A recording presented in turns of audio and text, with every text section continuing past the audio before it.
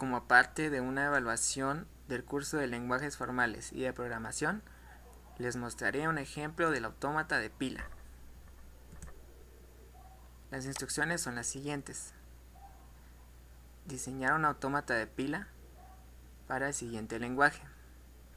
Y podemos aceptar por estado final o por pila vacía, lo que consideremos más conveniente. Entonces, primero vamos a definir el autómata de fila de la siguiente forma, con cada uno de sus componentes. Primero vamos a definir el alfabeto, es decir, los caracteres que reconoce este lenguaje. Como podemos observar, los únicos dos caracteres que pertenecen a este lenguaje son el 0 y el 1.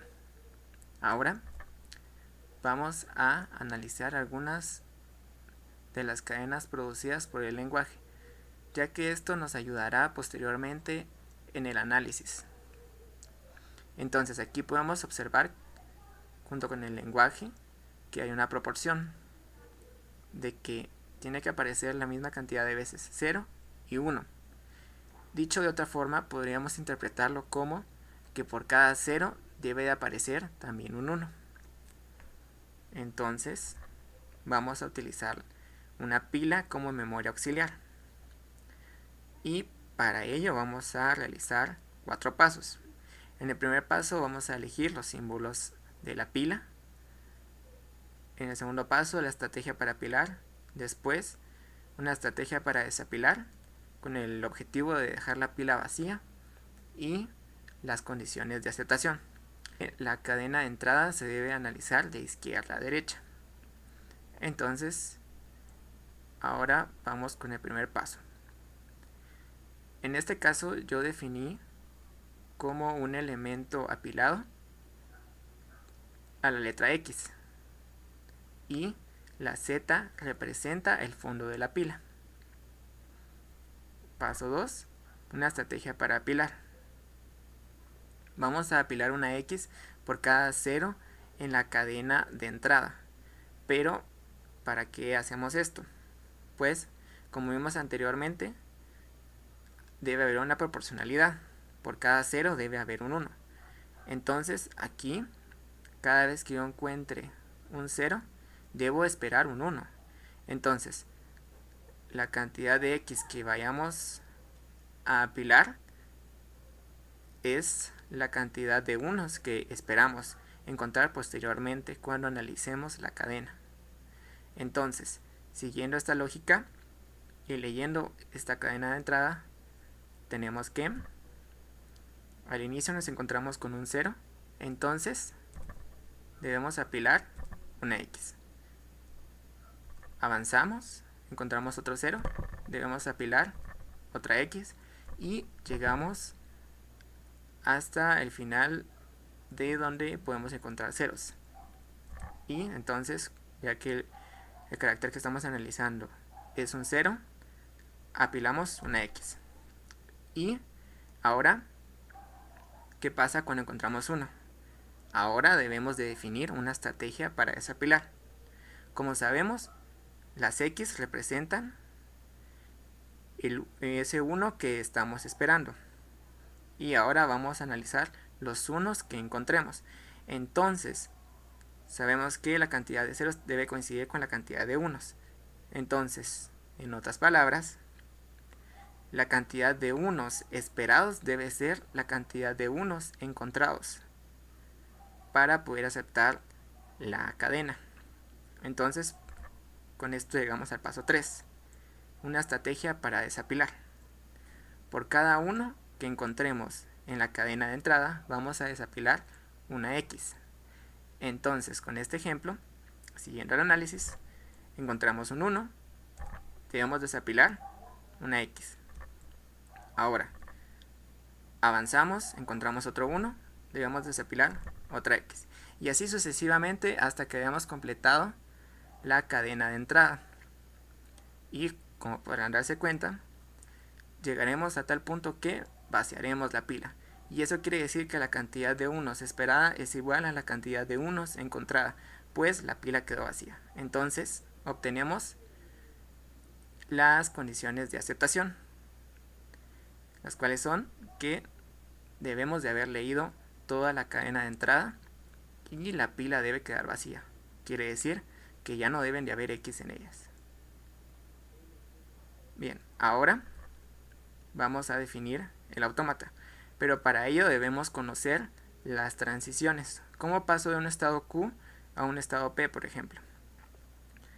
En este caso no se usa la misma notación que un AFD, ya que ahora necesitamos del análisis de la memoria auxiliar, que es la pila. Es por ello que, además del símbolo que estamos leyendo, debemos de considerar otros dos símbolos, los cuales nos van a servir para realizar operaciones con la pila. Para pasar de un estado Q a un estado P, la notación de la transición sería que el primer símbolo que debe aparecer es un símbolo del alfabeto de la cadena de entrada, seguido de una coma, seguido de un símbolo de la pila, seguido de un punto y coma, y el último símbolo sería otro símbolo de la pila. Cabe resaltar que si nosotros no quisiéramos realizar un análisis con estos símbolos, entonces colocaremos lambda o epsilon. Para este ejemplo utilizaremos la notación de lambda. Entonces, ahora veamos el primer símbolo de las operaciones sobre la pila. Por ejemplo, si el símbolo es X, entonces debemos cumplir con la condición de que si el tope de la pila es X, desapilamos. Si nosotros queremos omitir esta operación para no desapilar nada, entonces debemos colocar lambda o epsilon en todo caso. Ahora el último símbolo representa lo que vamos a apilar. Si nosotros no deseamos apilar nada, entonces debemos colocar lambda o epsilon.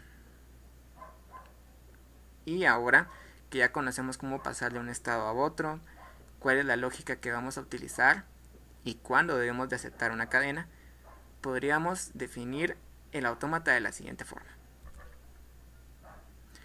Ahora vamos a verificar el funcionamiento de este autómata. Nos encontramos en el estado inicial 0.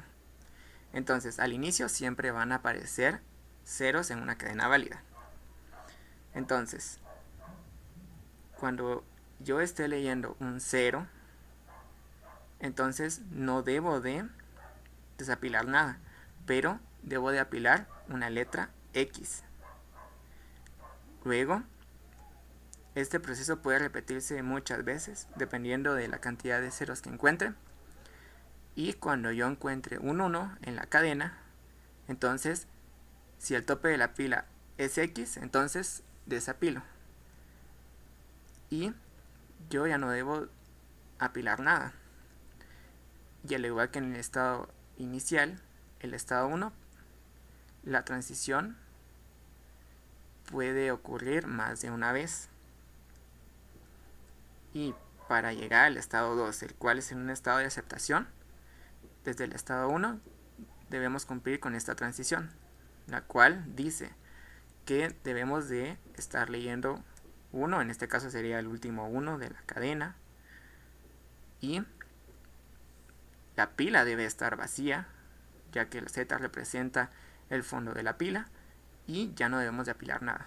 Entonces, si llegamos a este estado, quiere decir que ya hemos vaciado la pila, por lo tanto es un estado de aceptación y la cadena es válida. Y por último, aquí estaría el resumen de los estados para cumplir con todos los componentes que definen al autómata de pila. Eso sería todo por mi parte, muchas gracias por su atención.